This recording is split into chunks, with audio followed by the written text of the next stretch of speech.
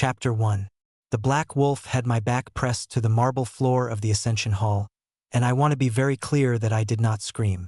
I made a sound, a very dignified sound, somewhere between a gasp and a war cry, but it was not a scream. 200 armed royal guards stood in a semicircle around us. Assault rifles aimed at a creature the size of a small car, and every single one of them looked more frightened than I was. That should have told me something. When the men with the guns are scared of the thing protecting you, the correct emotional response is probably not to lie there cataloging the wolf's dental situation. His teeth were enormous. For the record, Blaine Ravenwood bled steadily from a wound above his left eye, sitting slumped against the base of the throne 3 yards to my right. Holden Ravenwood was chained to the council platform 20 feet away. His wolf half emerged and thrashing against reinforced steel like the steel had personally insulted his entire family line. The Ascension Hall smelled like cedar smoke, copper, and what I could only describe as a supernatural emergency. Silas Creed stood at the center of the floor holding something ancient and bladed, wearing the expression of a man who believed he was being reasonable. "Control your wolf, Maddox," he said. "Or I will." Maddox Ravenwood stood 8 feet away from me with his hands raised and his jaw locked tight, fighting something I could not fully see but could absolutely feel pressing against the air between us. His wolf ignored him. It had been ignoring him for the past 4 minutes, which I gathered was deeply unusual because every person in that hall looked personally offended by it. "Release him," Maddox said. His voice came out low and measured, the kind of voice that had clearly ended arguments for years. "Release him right now." The wolf turned its enormous head and looked at its own master. Then it bared its teeth. I decided this was the appropriate moment to say something. "This is flattering," I said, addressing the wolf, because there was no point pretending this situation had a normal social script. "Genuinely, 10 out of 10 for commitment. But we are going to need to discuss personal space at some point, and I feel like right now is actually the perfect time." Nobody laughed. A reasonable outcome given the circumstances. Silas took 1 step forward and raised the blade. Maddox moved faster than anything his size had any right to move, putting himself between Silas and the wolf without crossing close enough to trigger the beast. "That blade touches him," Maddox said, "and you will not leave this hall." "The law requires a bonding ceremony," Silas said. He sounded patient. That was the part that frightened me more than the rifle scopes or the blade or the wolf currently using my ribcage as a mattress. He sounded like a man who had already won. "The Omega has made his instinctive connection public. The kingdom requires stabilization. This is not personal, Maddox. This is ancient law." "Then I surrender the crown," Maddox said. The hall went so silent I could hear Holden's chains grinding against the platform anchor bolts. I was still processing that sentence when the large doors behind the throne cracked open, and 2 guards dragged someone through them. A young man, male Omega clearly, terrified in a way that went past fear into something chemical and wrong. His hands trembled in a specific rhythm I recognized from clinical work, the kind of trembling that comes from the nervous system being overridden rather than frightened. He smelled like me, not similar, not reminiscent, exactly like me. Honeyed citrus, wet sage, summer rain. My precise scent signature reproduced on a stranger's skin with a molecular accuracy that should have been medically impossible. Every wolf in that hall snapped toward him. Every wolf except one. The black wolf above me lowered its head and pressed its muzzle to my throat, ignoring the stranger entirely, and I understood in that moment that whatever was happening in this hall was much larger than a healing assignment gone wrong. 6 weeks earlier, I had no idea any of these people existed. I arrived at Ravenwood Crown Medical Center on a Tuesday in October, which felt appropriate because nothing good has ever started on a Monday and nothing quietly catastrophic has ever waited for a weekend. The facility was built into an old stone fortress in the Washington Cascades, which the architectural firm had apparently decided to modernize by adding floor-to-ceiling glass and ignoring everything else. It looked like someone had transplanted a luxury hospital into a castle and told both buildings to work it out. I was 24 years old, newly licensed in resonance healing, and I had received my royal appointment letter 6 weeks after submitting my application. The speed of it had seemed like good luck at the time. I signed 3 security agreements, 2 confidentiality documents, and 1 form I later realized I had not read carefully enough. Dr. Monroe Pierce met me in the lobby. Beta, mid-40s, the kind of careful that lives in a person's eyes before it reaches their face.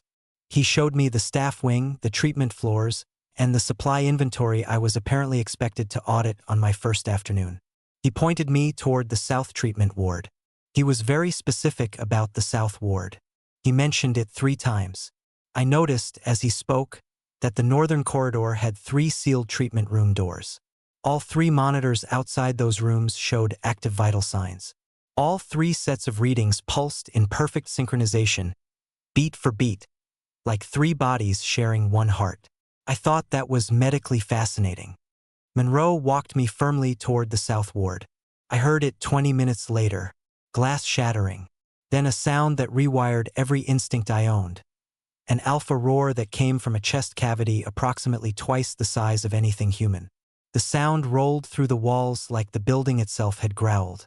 I turned around. Monroe said my name. I was already walking. The northern corridor seal on the middle door had a standard medical lock. I had a level 3 clearance badge because nobody had told me not to request one during orientation. The door opened. Inside, a man knelt in restraints with his eyes completely shifted, gold burning through black pupils, jaw tight, a partial shift rippling across his shoulders in waves he was actively suppressing. He was the most controlled person I had ever seen losing control. 2 adjoining room windows showed 2 other men convulsing behind glass. Our scents hit each other simultaneously. My body pulled toward him so hard I actually stepped back, furious at myself for it. He looked up. "Leave," he said.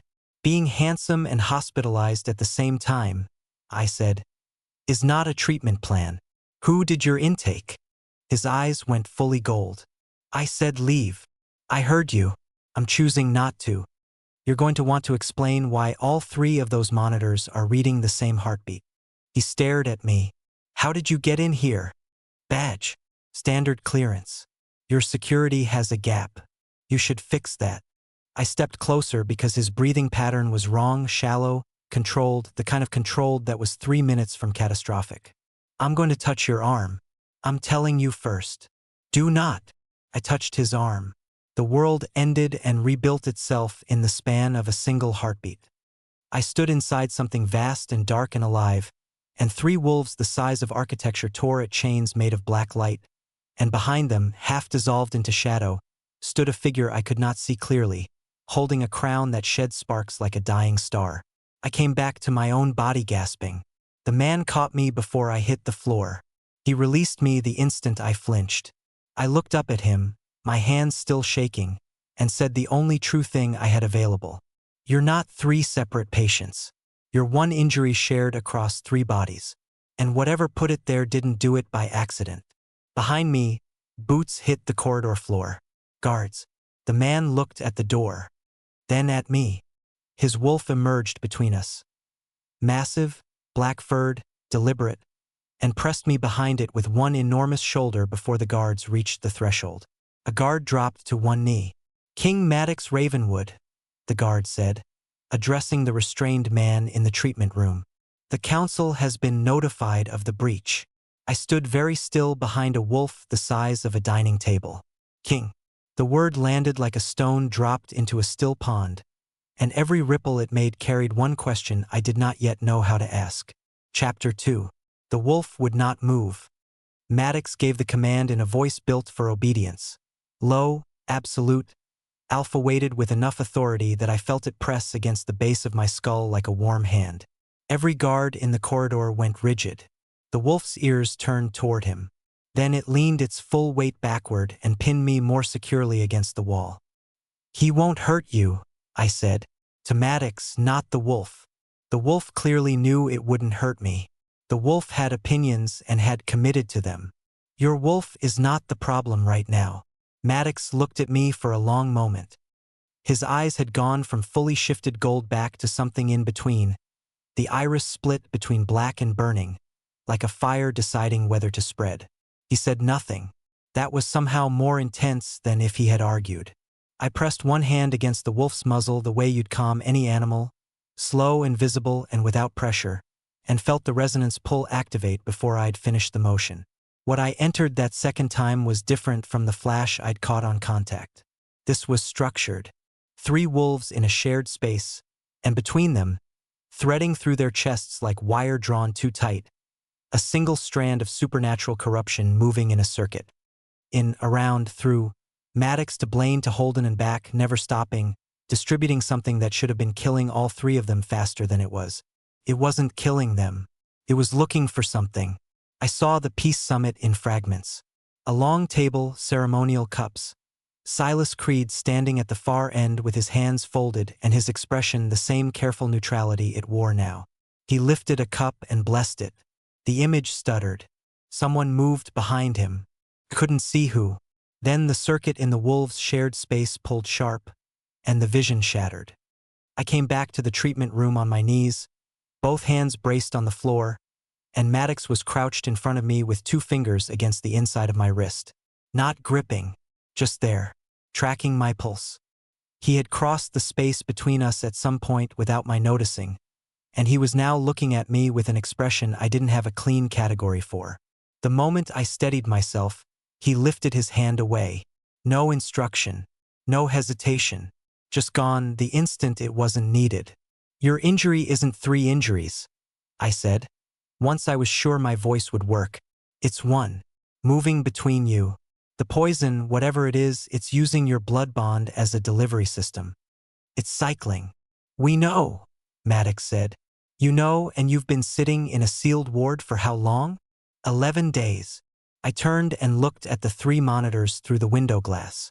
11 days. 3 kings. 1 rotating supernatural contamination and a medical staff apparently too terrified of the patients to get close enough to treat them. "Where's the chief physician?" I said. "Dr. Pierce advised remote observation," Maddox said, in a tone that made remote observation sound like something that would require explanation to a disciplinary board. "Right?" I stood up. "I need access to all 3 patients, a full blood panel run through a resonance-compatible scanner, and someone to explain why your intake files only have vital data and nothing on the contamination vector."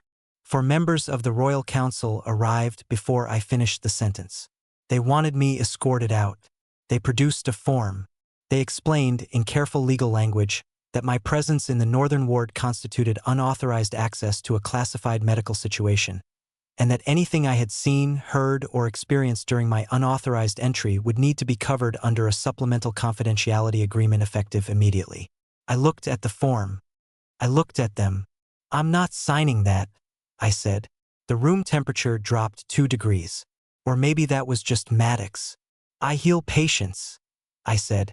"I don't become evidence because your paperwork had a bad morning." The council member nearest to me opened his mouth. "Dr. Wilder is the new lead healer on this case," Maddox said. He hadn't raised his voice. He didn't need to. "Anyone who disagrees can take it to the Constitutional Review Board. The form can go in the fire." The council left. The form went with them. I spent the next 2 hours taking readings on all 3 brothers through the adjoining windows, then convinced Maddox to let me run a contact reading on Blaine's hand through a glove barrier. Blaine was charming in the way people are charming when they are accustomed to making everyone in a room relax. He asked my name twice, smiled when I gave it, and then asked if I had a preferred method for dealing with overbearing alpha authority figures, while glancing pointedly at Maddox, and whether I'd developed it before or after I walked into a classified royal ward uninvited.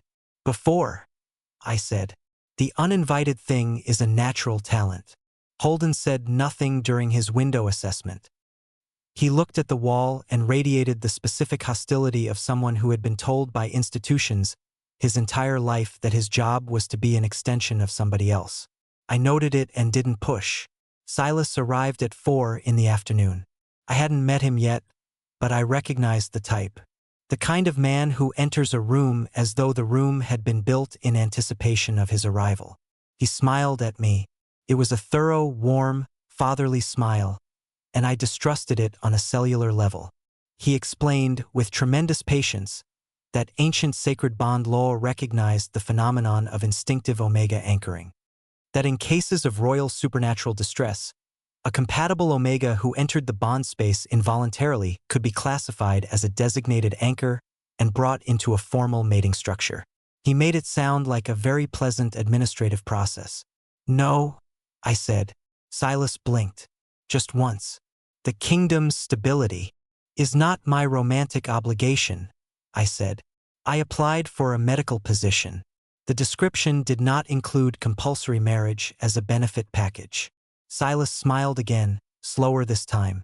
The law may not require your preference, he said gently. Then the law, I said, has a problem. Maddox spoke from directly behind me. His answer is no, he said. This conversation is finished. After Silas left, I stood near the window watching Blaine's monitors. Maddox stood 3 feet away doing the same thing. The silence between us wasn't awkward. It was strangely comfortable, which was almost worse. You're fighting your wolf right now, I said. Not accusatory, just clinical. He was quiet for a moment. Yes, because it wants to make that choice for you. Because I'm not willing to let it. I didn't say anything for a while. I thought about the vision I'd seen, the peace summit, the cups, the figure behind Silas I couldn't identify. I thought about 3 wolves searching for something in a circuit of borrowed pain. Then I went to review the intake files. My employment contract was time-stamped. I had been approved for this position 6 months before I submitted my application. My badge showed clearance for 3 levels I had not requested.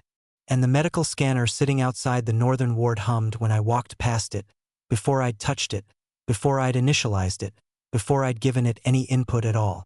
Like it recognized me, like it had been waiting. Chapter 3. Blaine winked at me during the group assessment.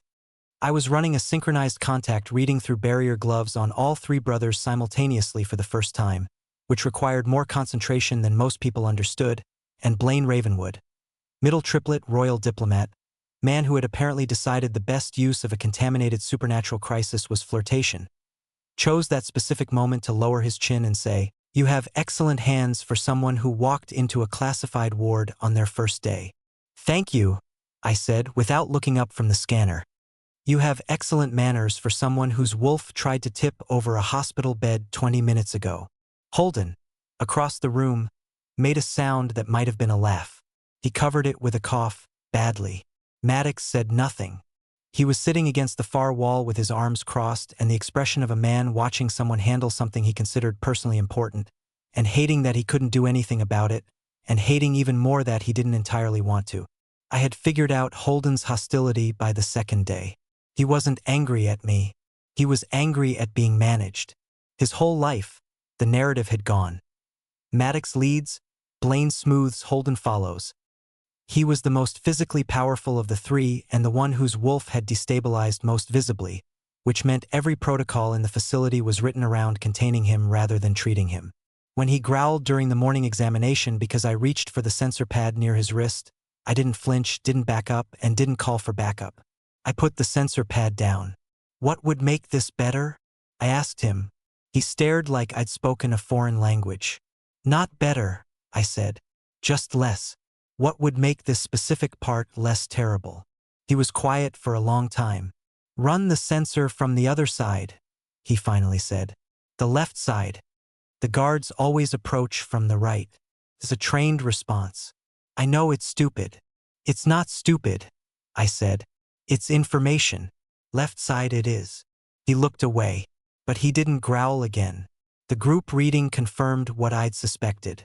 The contamination wasn't distributing randomly through the shared blood bond. It was searching, moving with low-frequency intentionality, flowing toward compatibility signatures the way water flows toward low pressure. Every time the circuit completed a full rotation, it pulled slightly harder in one direction. My direction, I realized.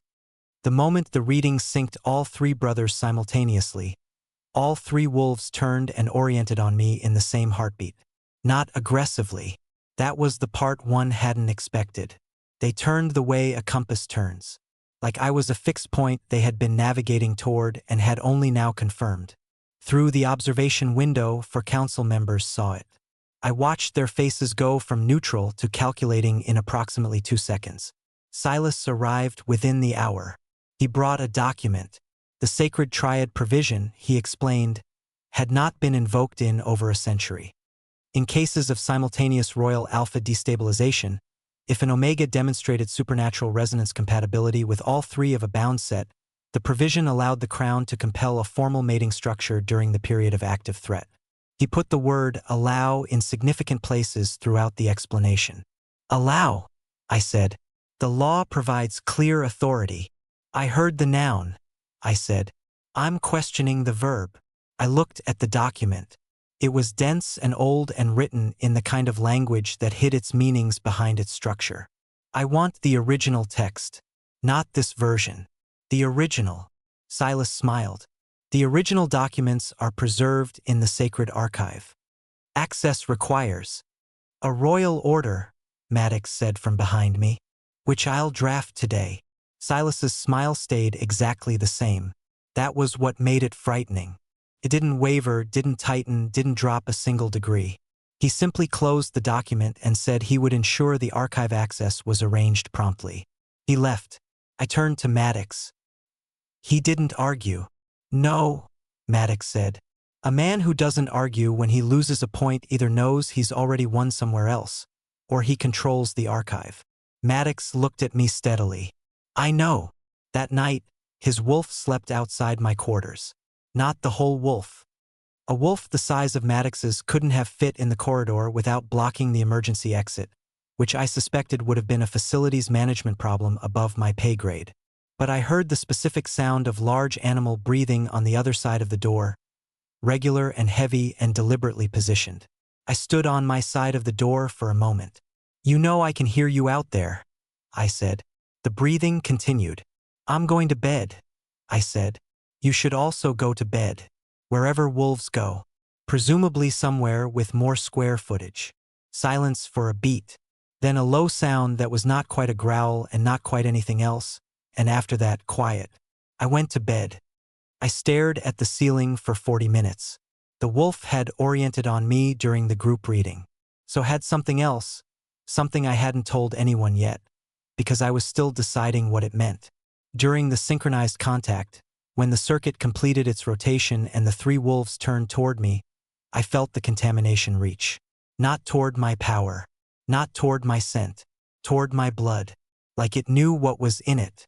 Like it had been designed for someone with exactly my genetic signature. The third morning, I ran a sweep of the restricted lab adjacent to the northern ward. I'd been meaning to check it since I noticed the scanner response outside my first walkthrough. Standard procedure, equipment inventory. The lab was sealed with a level 4 lock. My level 3 badge opened it anyway. Inside, the room was clean and cold and empty of everything except one item on the central table. A sealed evidence case containing a vial of blood. The label had my name on it. My full name. My date of birth. A collection date from 3 weeks before my appointment letter arrived. The security footage from the corridor showed someone entering that lab 4 days before my first shift. The timestamp was correct. The clearance badge ID was mine. The person in the footage had my face, my height, my build. And moved through every door without checking, without hesitating, like someone who had walked that path 100 times before. I had never been inside that building in my life. Chapter 4. Monroe met me in the south stairwell and lied to my face for approximately 45 seconds before he ran out of momentum. I had pulled the security footage on my tablet and walked it directly to him because I had reached the limit of what I was willing to discover alone and then carefully not mention. The man in the footage with my face, my badge, my blood in a sealed case in a locked lab I shouldn't have been able to open. I put the tablet in front of Monroe and watched his expression do 3 things in rapid succession. Recognition, guilt, decision. Then he said he didn't know what I was looking at.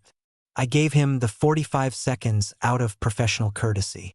Monroe, I said, you hired me. My file crossed your desk.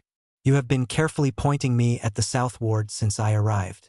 You are one of the 2 people in this building who could have arranged a pre-collection sample under my name before I applied for this position, and the other one reports to Silas Creed. So I'm asking you one time, with respect for whatever it is you're navigating, to tell me what is actually happening in this facility. Monroe looked at the stairwell door, looked at the tablet, looked at his hands, Stop looking into the footage, he said finally. I mean that as someone trying to keep you safe, not as someone covering anything. Those two things, I said, do not feel different from where I'm standing. He said nothing else. He walked back to his office and closed the door with the specific gentleness of someone who knew that slamming it would be more honest. I stood in the stairwell and decided that stop looking was the least useful instruction I had ever received. 2 hours later, a junior nurse named Carla flagged me down near the supply closet on the 3rd floor and pressed a folded paper into my hand without making eye contact. The paper had a list on it. 22 names. All male omegas. All transferred out of Ravenwood Crown Medical Center under the classification Bond Incompatible Response. Patient released to alternative care. None of the release destinations matched any licensed medical facility in the state. I read the list twice. Then I went to find Maddox. He had assigned 2 guards to follow me at a distance sometime between breakfast and noon. I noticed them in the East Corridor doing a very unconvincing impression of people reviewing a maintenance schedule. I turned around, walked back to them, and said, "You're dismissed." They looked at each other. "King Maddox is not here," I said. "I am. Go find something to maintain." They didn't move. I found Maddox in the private session room where we'd been running the afternoon readings. He was reviewing documents at the table and looked up when I came in, and I put the list down in front of him and then crossed my arms and waited. He read it without touching it. "Where did you get this?" he said. "That matters less than what it says. 22 omegas. None of them went where their transfer paperwork claimed. You assigned guards to follow me this morning without asking me." He sat back. "The threat level is not a reason," I said. "Protection I can't refuse is control wearing polished boots. I've said that once and I will not keep repeating it. Call your guards off. You don't understand what Silas is capable of. Then explain it to me," I said. "Instead of deciding I need managing." The silence that followed was the good kind. The kind that means someone is actually thinking rather than preparing a counterargument. "You're right," Maddox said. "I had not expected that. I had prepared 3 additional responses and didn't get to use any of them." "I'll call them off," he said. "I should have asked you." He held my gaze when he said it. No qualification. No follow-up defense. He was wrong and he said so, and then he stopped talking, which is a skill shockingly few people with significant power ever develop. I picked the list back up. That afternoon, I separated the emotional signatures of the 3 wolves during a controlled group reading. I had been building toward this for 3 sessions, layering the contact approach to isolate individual resonance patterns within the shared circuit. When I finally ran the full separation, what I found dismantled the legal architecture Silas had been constructing around me. Blaine's wolf felt loyalty, the specific clean warmth of pack bond protectiveness, the same thing you'd feel from a brother standing in front of you before a fight. Holden's wolf felt guardianship, fierce, slightly reluctant, the instinct of someone who'd been burned by institutions and had decided to protect people from them anyway. Maddox's wolf felt something that had nothing to do with brotherhood or duty or shared blood. It was recognition, hunger, the bone-deep pull of someone who had found the thing they hadn't let themselves look for, and was now standing very still in front of it, terrified of what wanting it meant. His wolf was not compatible with me in the way Silas had described. His wolf was compatible with me in the way that had nothing to do with the 3 of them collectively and everything to do with him specifically. Silas had taken a blood bond echo, the natural resonance ripple that compatible triplets share, and presented it legally as mutual mating compatibility. He had built his entire triad provision case on the difference between the sound of thunder and the sound of a storm. I sat with that information in my chest for the rest of the session and did not let my face do anything useful. Maddox sat across the room and did not say anything either, but his scent shifted. Cedar and storm smoke, and underneath it, something careful and wanting and very deliberately still. My scent answered before I told it to. I was annoyed about that for the entire walk back to my quarters.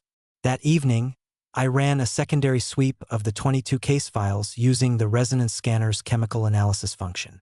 6 of the transfer files listed a specific medication as part of the discharge protocol. a suppressant I recognized from graduate pharmacology, one designed to alter an omega scent signature at the molecular level, precisely and comprehensively, to make one person smell like someone else entirely. Holden appeared in the doorway of the lab while I was staring at the chemical formula. "One of them is still alive," he said without preamble. "One of the 22. I don't know where, but I heard Silas on a secured line 2 weeks before the summit.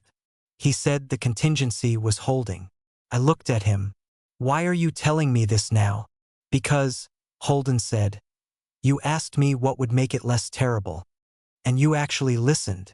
He looked at the formula on my screen. "Whatever that is, it's in the lab beneath the Ascension Hall. I've smelled it in the air vents every time Silas runs a session down there." He left. I looked at the formula. Then I looked at the Queen's personal effects case that Monroe had transferred to my reading room 3 days ago under the classification Historical Medical Artifact, Healing Resonance, preserved for active case reference. Inside it, on top of a folded ceremonial cloth, sat a necklace. Simple chain. Old gold. A pendant shaped like a compass without directions marked on it. When I touched it, the room went warm.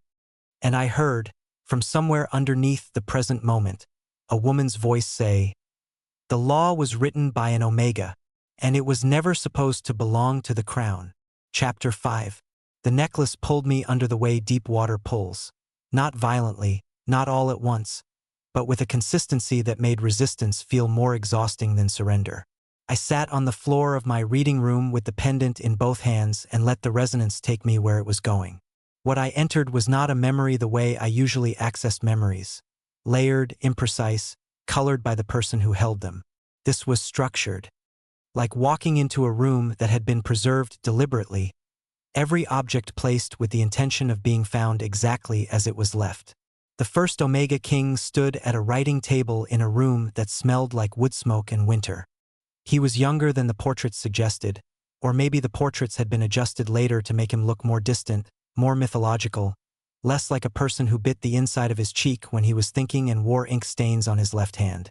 He wrote quickly, not ceremonially. Someone else in the room. I couldn't see them fully, a woman in healer's clothing. Held a document and read aloud in a voice meant to be heard clearly over the sound of fighting somewhere outside the walls. The law he was writing was precise and short. No alpha, regardless of rank, emergency authority, or blood claim, may invoke a bonding connection with any Omega under conditions of duress, military necessity, national crisis, or supernatural compulsion. All bonding requires spoken consent, witnessed by a healer of independent standing. Violation of this law constitutes the highest crime against a sovereign person. He signed it. The healer witnessed it. He pressed his seal into the wax. Then the memory stuttered. The room blurred and rebuilt itself as a different room. Stone walls instead of wood. Much later, a group of priests leaning over the same document with careful tools and careful hands, removing one line at a time and replacing it with something that sounded similar but meant the opposite. Emergency authority became emergency provision. Independent consent became conditional agreement. The healer witness requirement became a council review board. They worked slowly, deliberately, like craftsmen who understood that the best way to destroy a law is to do it in good handwriting. I was trying to see their faces when the memory detonated. It didn't fade. It detonated. A wall of pressure that hit me from the inside out, and I came back to my reading room flat on my back with the necklace still in my hands and every nerve in my body running hot. I lay there for a moment. "Okay," I said, to the ceiling, to the necklace, to the general universe. "So it ejects you when you get too close to the useful part. That's a design choice." My hands were shaking. Not from fear, from overload. Resonance healing has a capacity limit the way any power does, and I had just been running at full draw through centuries of accumulated intent. The poison in the triplets' shared bond had also been pressing harder against mine during every session. A slow building pressure I had been managing by not thinking about it. Both things were true simultaneously, and neither of them was staying manageable. The artificial heat started at 11 at night. I want to be clear about what that means clinically, because I think clarity matters when everyone around you has a narrative interest in your biological responses. The contamination cycling through the triplets' shared bond had been designed, I now understood, to trigger an omega anchor's secondary presentation. Not a natural heat, a manufactured one. Biochemically close enough to the real thing that the body responds to it, far enough removed that the mind stays aware of what's happening, which is somehow worse. It felt like standing too close to a fire you have no reason to be near. I locked my door. I ran a cold shower until the pipes protested. I sat on the bathroom floor and focused on breathing in a square pattern. 4 counts in, 4 holds, 4 out, 4 holds, which is a technique that works well for anxiety and works much less well when your own scent is spiking in a sealed room. Maddox's voice came through the door at midnight. Not raised, not commanding. Quiet in the deliberate way that meant he was using the control he had to keep from using it. Rhett. I'm fine, I said through the door. You don't smell fine. That's a very personal observation. It's a medical one. My wolf has been trying to take the door off its hinges for the past 20 minutes. I pressed my back against the bathroom wall and stared at the ceiling.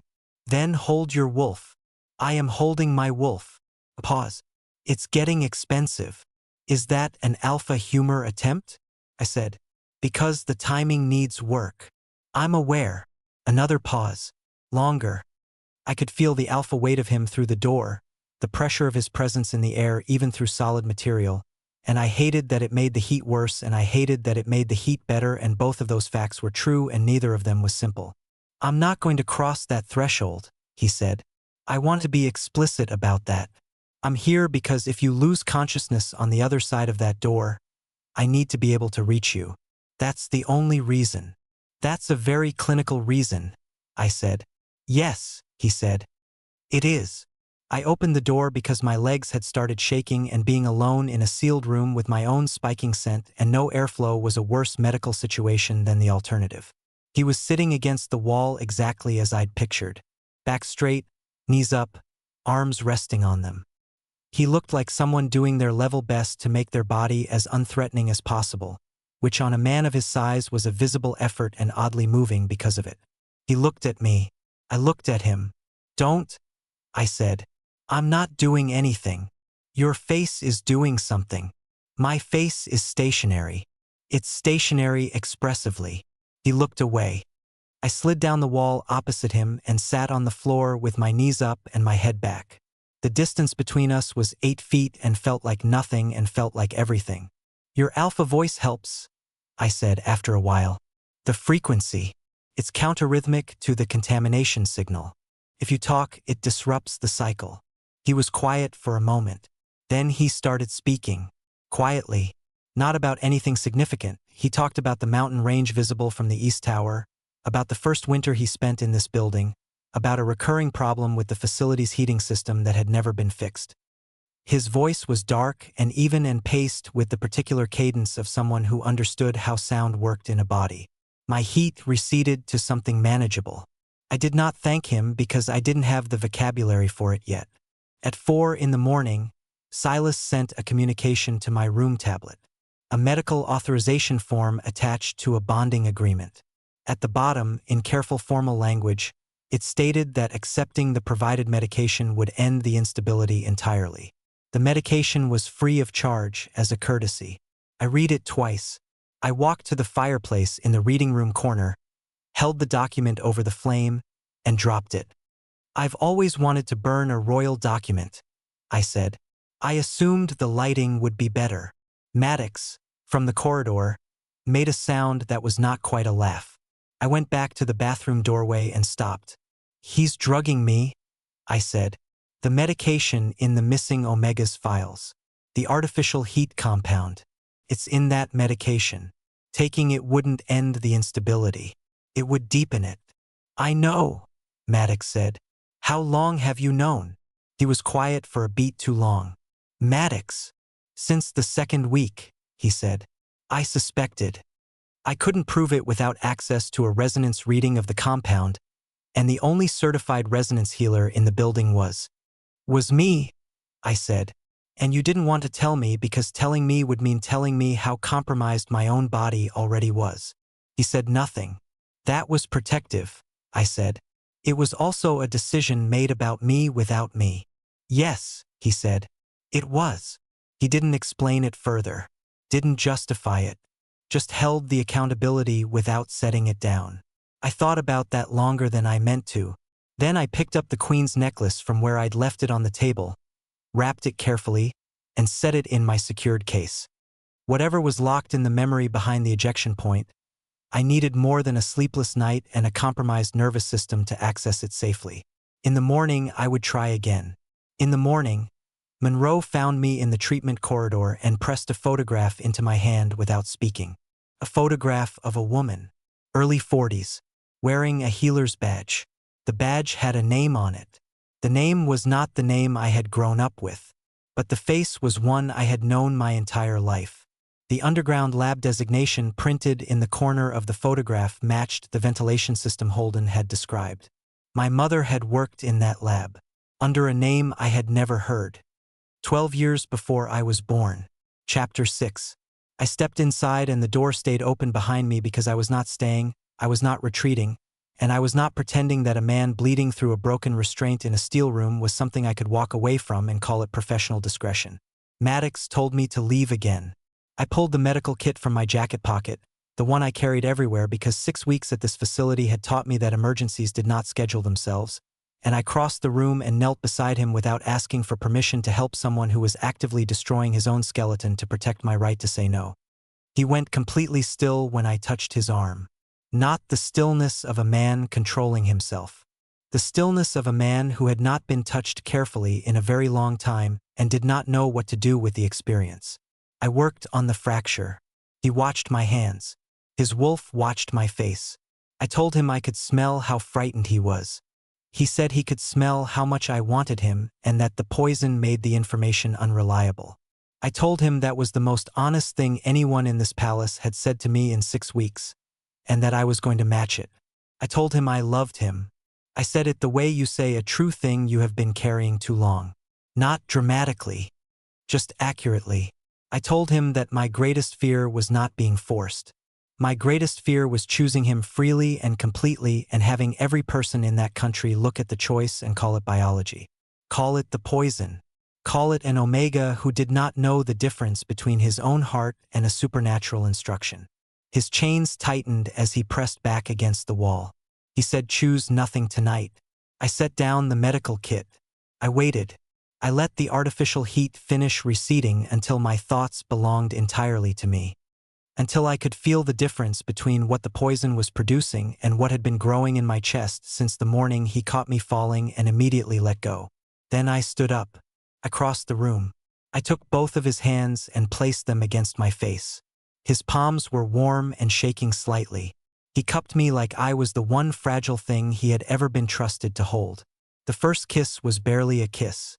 A question formed entirely from contact. He pulled back and looked at me with gold bleeding into his eyes and his wolf right at the surface and everything he wanted held behind a discipline that cost him visibly. I pulled him back down. The second kiss was not a question. Black cedar and storm smoke and cold mountain air surrounded me completely. My own scent answered it. The room smelled like both of us. He stopped. His voice was rough. He asked if I was still mine. I told him yes.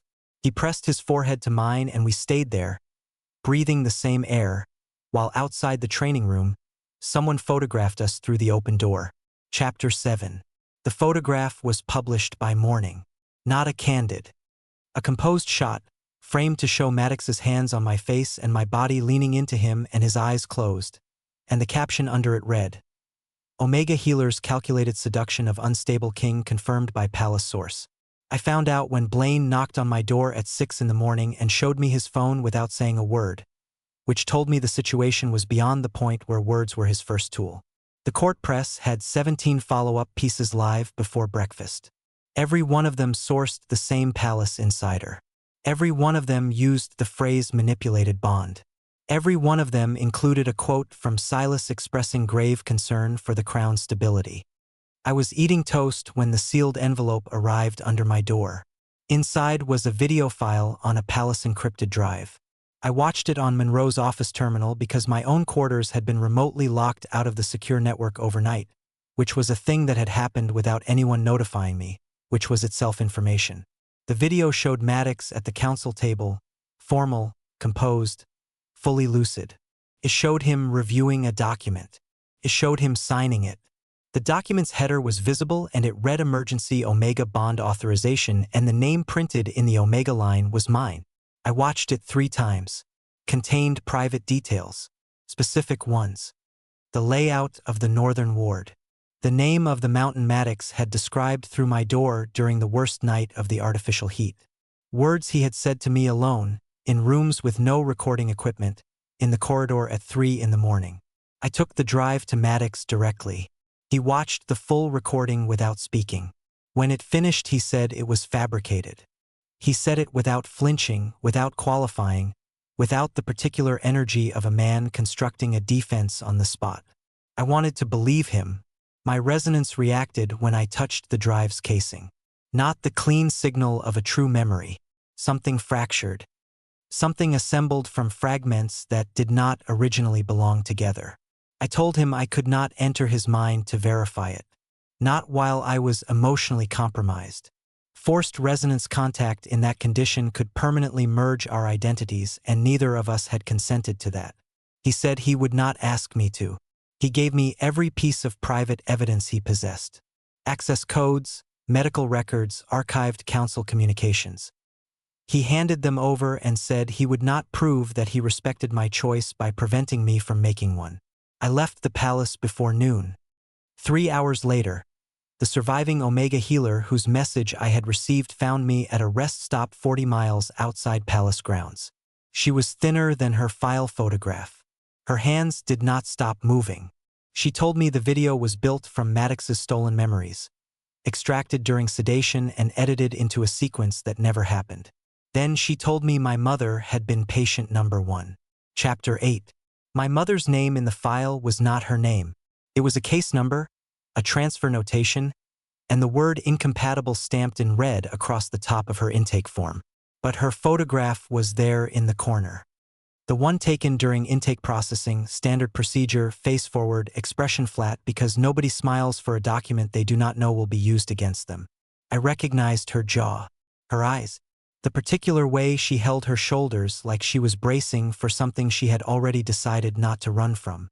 The surviving healer, whose name was Kara and who had been held in a secondary facility for 11 months before finding a gap in the monitoring system, told me my mother had entered Ravenwood Crown Medical Center 19 years ago under a false identity.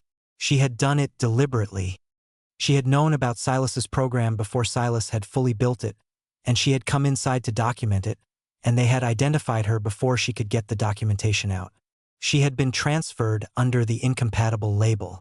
She had survived. She had hidden.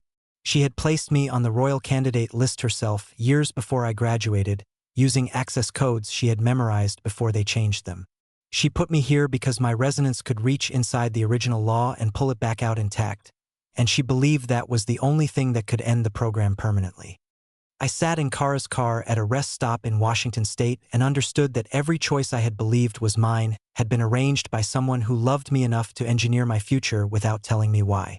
I also understood that Silas had known this. My appointment was not a vulnerability in his plan. It was the center of it. He needed me inside the palace. He needed me to make contact with the triplets.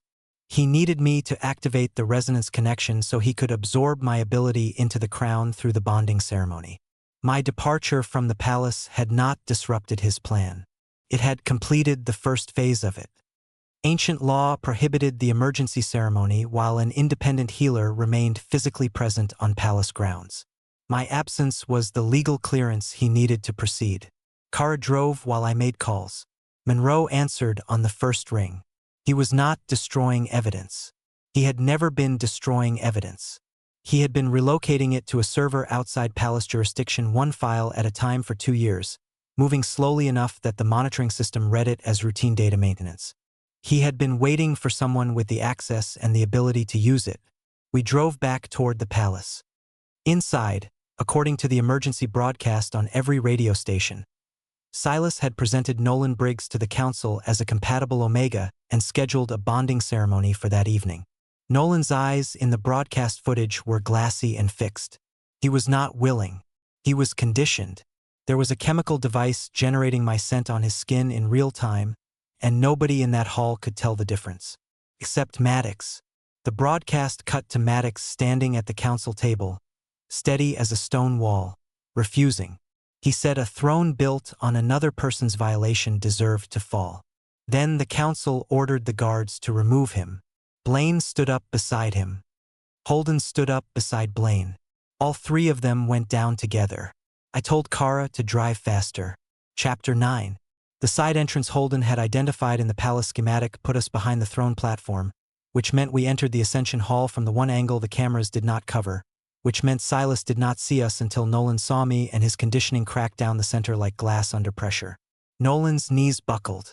The scent device on his wrist shorted out.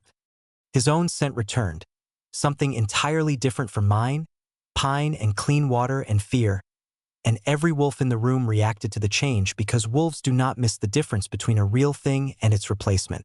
Maddox's head came up. His wolf came fully forward. It crossed the hall in the time it took Silas to raise the bonding blade and issue the command to fire, and it covered me on the white marble floor exactly as it had the first time, in the first minutes of my first day, as though the interval between those two moments was simply a long breath between the same sentence. This was the moment I caught up to where we had started. This was where I had been narrating from the beginning. Silas ordered Maddox to control the beast. Maddox commanded it to release me. It bared its teeth at him. I looked up at the wolf and I stopped being afraid of the ceiling it made above me and started understanding what it was actually doing. His body was angled, not to trap me, to position me. It had placed itself between my chest and the blade in Silas's hand, and the angle was deliberate, and the wolf had been doing this since the first morning. Not possessing me, protecting me from the one thing in the room Maddox had not fully identified. The bonding blade carried concentrated poison, not the ceremony version. The original compound, distilled and refined, capable of forcing a bond in seconds without the legal process, without the provision, without any of the framework Silas had spent months constructing as cover. He had never needed the law. He had built the law as performance, as documentation, as the appearance of a process that would make the outcome look legitimate after the blade had already done its work. I pressed my palm flat against the wolf's chest and activated resonance, healing into the blade through the wolf's connection to Maddox. The memory it carried was not one generation. It was dozens. Priest after priest, each one inheriting the altered law and choosing to keep it altered, each one adding something, removing something, burying something. And underneath all of it, unchanged, the original document written by a man with my face in a stone room by torchlight. I found the palace broadcasting system panel behind the throne platform. I channeled the memory through every screen in the hall. The nation watched the first Omega King write a law built entirely on consent. Silas moved toward me with the blade. Maddox caught his wrist. I told Maddox not to kill him. Maddox held Silas's arm immobile and looked at me with gold eyes and a wolf straining through every line of him. And he stopped. Nolan stepped forward and began to speak. Chapter 10. Nolan talked for 11 minutes without stopping. He talked about the room they had kept him in. He talked about the injections. He talked about 17 other Omegas he had seen in the facility below this hall, in rooms the palace blueprints did not include, behind a door Holden's wolf had torn open in the previous chapter's final seconds, releasing people into the Ascension Hall who walked into the light blinking like they had forgotten what a ceiling that was not concrete looked like. The cameras were still running. Every microphone in the hall was live. Monroe walked in through the main doors with a data drive and connected it to the hall's primary display system, and for 23 minutes, the nation watched documented evidence of every Omega Silas had processed, transferred, conditioned, or disappeared across a period spanning 4 decades. The priesthood collapsed publicly, not through force, but through the specific catastrophic weight of being seen completely. Silas was taken into civilian custody before the hour ended. Every official in the building who had co-signed his authority over the years was identified by the document trail Monroe had been building file by file for 2 years. Blaine stood up in front of the assembly and said he had voted twice to expand Silas's medical authority without reading the full scope of what that authority covered. He said it clearly into a microphone on camera. He did not explain it away. He resigned his council position before anyone asked him to and announced he would cooperate fully with the independent investigation. I respected that. Accountability without performance is rarer than people admit. The bond ceremony Silas had scheduled never happened. The triplets' shared blood bond dissolved naturally once the poison cleared their system. They were still brothers. The emotional connection between them did not require supernatural architecture to survive. It simply became quieter, more individual, more honest. Holden led the recovery operation for the Omegas below the hall personally. Nolan became the first public advocate for supernatural medical consent law within the month. Maddox surrendered the crown the following morning. Not to the council. To the independent civilian oversight body that took emergency authority while a new constitutional framework was written. He stood in a room with 12 civilians and a court recorder, and he signed the transfer document, and he walked out looking lighter than I had seen him look in 6 weeks. He found me in the corridor. He said giving up power was easier than becoming the kind of man who needed someone else's powerlessness to feel stable. Months passed. Real ones.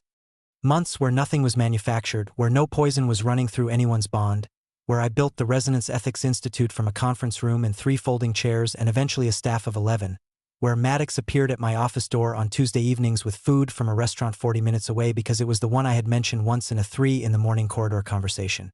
The citizens of the Pacific Northwest re-elected the triplets as constitutional leaders with reduced authority and independent oversight. Maddox asked for my vote personally. I told him he had a conflict of interest in that conversation.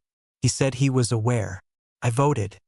Before the same public body that had once arranged my future without asking me, I chose Maddox.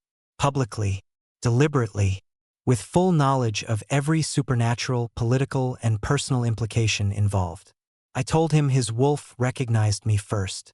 But I was choosing the man who had taught his wolf that loving someone meant waiting for their answer.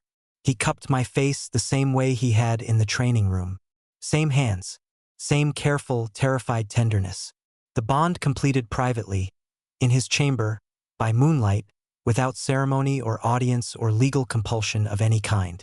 Just 2 people who had chosen each other slowly enough that the choice had no gaps in it. Afterward, I touched the restored original law displayed in the palace archive. Resonance activated one final time. I saw the first Omega King at his writing table. He turned. He looked directly at me across 4 centuries of distance with my own eyes in a different face. He said he would return when the crown finally understood that surrender carried meaning only when refusal was equally safe. He stepped through a portal that had no business existing in a stone room in the 14th century. The portal closed. On the palace wall beside the archive display, at precisely eye level, a fresh handprint appeared in gold light that faded slowly enough for me to count to 10 before it was gone. Maddox stood beside me looking at the wall. He asked what it meant. I told him I had absolutely no idea, which was the first time in 6 weeks I had said those words and found them exciting rather than terrifying. People confuse restraint for weakness because taking something loudly is easier than waiting quietly. Anyone can reach for what power puts in front of them. The harder thing, the rarer thing, is having every advantage and choosing to wait for someone to say yes. Maddox taught me that. He taught it by doing it every single day in corridors and training rooms and stone halls, before either of us said a word about love. My bond with Maddox was complete. The law had been restored. The Omegas beneath the hall were free. And that was the exact moment my 400-year-old ancestor knocked from the other side of whatever that portal opened into. If you made it to the end of this story, your presence here means everything. Subscribe and turn on notifications so you never miss the next story on this channel. Drop the word choice in the comments and tell us what this story made you feel. Share it with someone who needs to hear that love is not ownership and waiting for yes is the strongest thing a person can do.